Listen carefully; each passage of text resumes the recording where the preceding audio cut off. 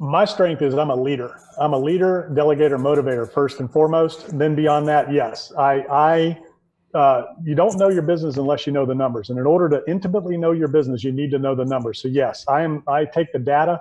Now, I'm not the one that goes and gets it. I get it provided to me by others. And then I analyze that data and compartmentalize that data so that I can use it to make the decisions for me. So it takes the emotion out of the equation. It takes, your gut out of the equation, which you still got to pay attention to your gut and certain instincts of a market, things like that. So the numbers could be great, but if it's a market that's just like, you got to go by your gut. But beyond that, when you're running a business, the business is all about the numbers. The numbers do not lie.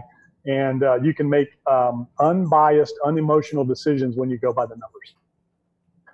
So, you got to go neighborhood by neighborhood, subdivision by subdivision, and then break it down to that at the very core and analyze by subdivision by subdivision by area, because in an area that's very dense, you could turn one block and it's very different than it was two blocks over.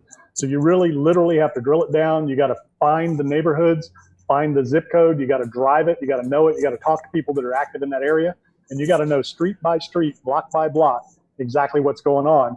And the data will tell you that. You can look everything up in the MLS with your system for the MLS comps. You can look it up on Zillow. There's all kinds of ways to get to know it. But street by street, block by block, go during the morning, during the afternoon, during the evening, see who's there, see what's going on.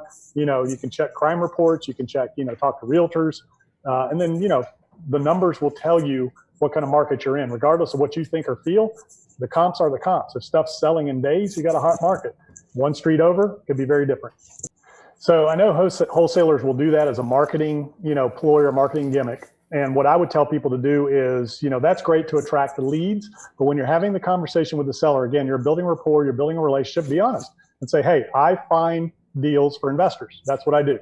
So you and I are going to enter into a contract for a price that I know my cash buyers can pay.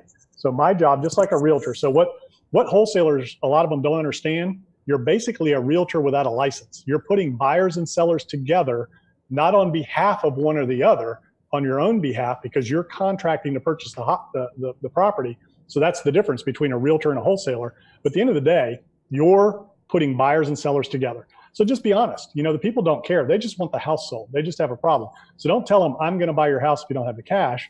Tell them exactly what you do and say, look, I have a handful of investors that I work with that pay cash. They either rehab and flip or they rent it out and they hold it.